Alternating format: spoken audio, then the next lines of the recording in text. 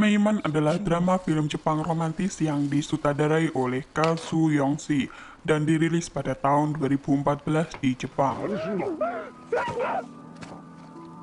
Film ini bercerita tentang seorang anak perempuan yang kehilangan keluarganya akibat tsunami, dan dia diadopsi oleh seorang pria, hingga mereka berdua menjalin hubungan tidak hanya sebatas bapak dan anak.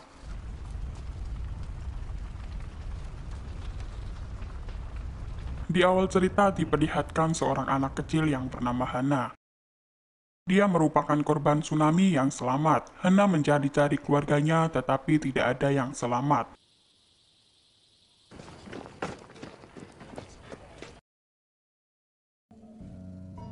Dan akhirnya Hana bertemu dengan seorang pria yang bernama Jungo. Jungo memberitahukan kepada petugas Basarnas yang bernama Oshio. Dan ternyata Oshio mengenal keluarganya Hana. Dan Oshio pun memberitahukan Hana kalau ayah, ibu, dan dua kakaknya sudah meninggal saat kejadian tsunami itu. Ketika Hana mau diajak pulang bersama Oshio, Jungo berkata kalau dirinya akan mengadopsi Hana, dan akhirnya Hana pulang bersama Jungo.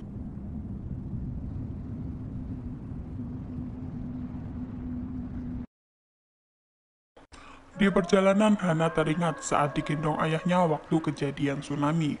Hana pun menangis karena hanya dia yang selamat dari korban bencana tsunami itu.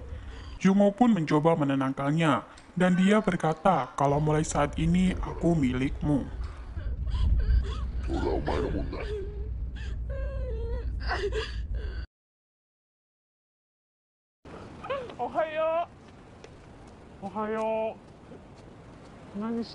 Beberapa tahun kemudian, Hana sudah tumbuh dewasa. Dan Hana mempunyai teman yang bernama Komachi. Dan ternyata Komachi itu pacarnya Jungo.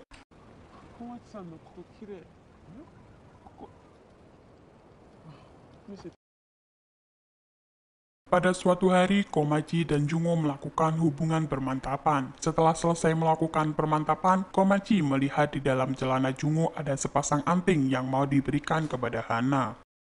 Komachi pun merasa sangat cemburu karena semenjak Hana dewasa sifat Jungo berubah. Dan ternyata Komachi itu adalah anaknya Oshio. Komachi kelihatan sangat sedih karena masih memikirkan Jungo yang sifatnya berubah. Dan tiba-tiba Jungo dan Hana datang ke rumahnya Komachi. Kedatangan Jungo malah membuat Komachi semakin sedih, dan Jungo tidak memperdulikan Komachi sama sekali. Jungo malah bercanda-candaan dengan Hana.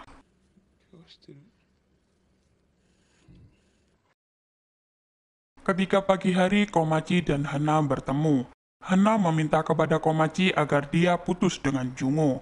Dan Hana bilang kalau Komachi tidak pantas dengan Jungo. Komachi pun reaksinya sangat sedih, karena dia benar-benar sayang kepada Jungo. Beberapa hari kemudian, Hana bertemu dengan ayahnya Jungo yang baru pulang dari tempat kerjanya.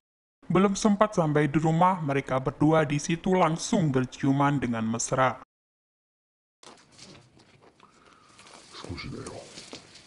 Keesokan harinya, ayah Hana mau bekerja lagi, tetapi kali ini perginya agak lama. Hana pun sangat sedih. Ayah Hana pun mencoba merayu Hana, dan sebelum ayahnya pergi bekerja, akhirnya mereka berdua melakukan mantap-mantap.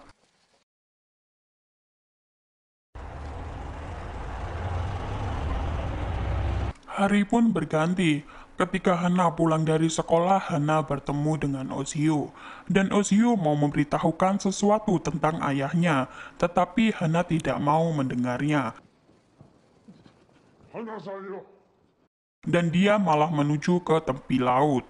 Ketika Oshio mau berbicara lagi tentang ayahnya, Hana masih tidak mau mendengar, dan terus berjalan sampai di tengah-tengah laut.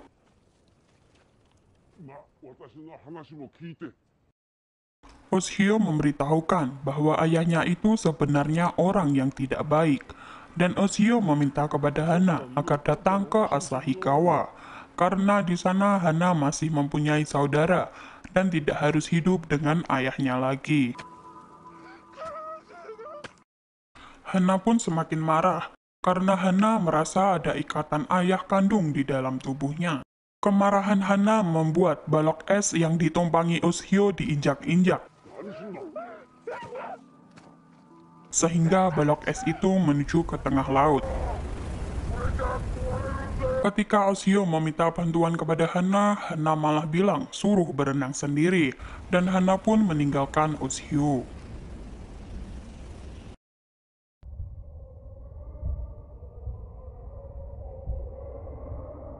Beberapa hari kemudian, tim polisi mencari tahu keberadaan Ushio, dan ketika sudah ketemu, salah satu polisi memberitahukan kepada Hana kalau Ushio sudah mati terapung di air es.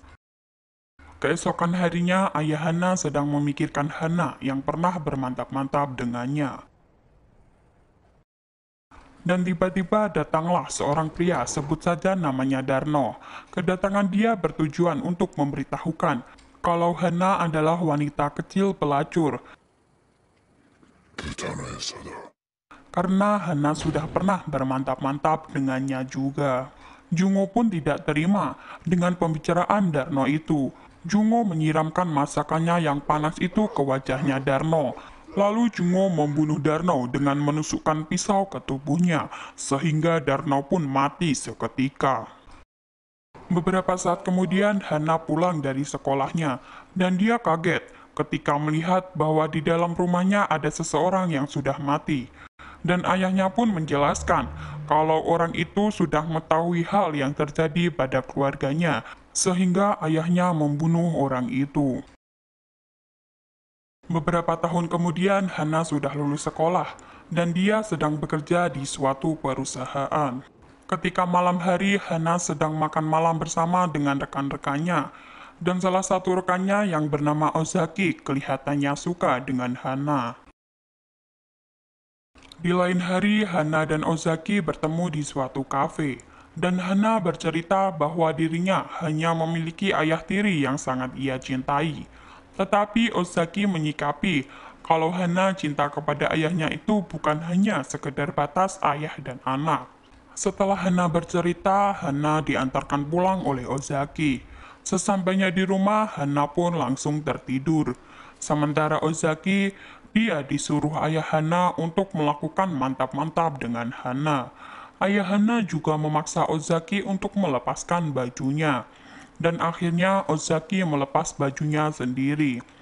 Tetapi ayah Hana di situ malah sakit sendiri, dan dia mulai tubuh Ozaki. Ketika ayah Hana mau menjilat tangannya Ozaki, Ozaki pun tidak mau, dan akhirnya dia pergi dari rumah Hana. Dan setelah kejadian itu, Hana dan ayahnya berpisah. Hana berada di suatu kota yang jauh dengan ayahnya. Beberapa tahun kemudian, ayah Hana datang ke kota di mana tempat tinggal Hana itu.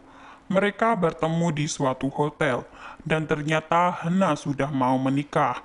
Ayah Hana pun berkata, "Sudah 3 tahun lamanya kita tidak bertemu, dan kamu masih cantik juga." Dan ayah Hana kelihatannya sangat sedih, karena orang yang dia cintai harus menikah dengan orang lain. Hana pun berkata, "Mengapa kau tidak memberikan selamat untukku?" Tetapi ayah Hana di situ hanya terdiam. Dan film pun berakhir dengan sakit hati seorang ayah yang ditinggal anaknya menikah.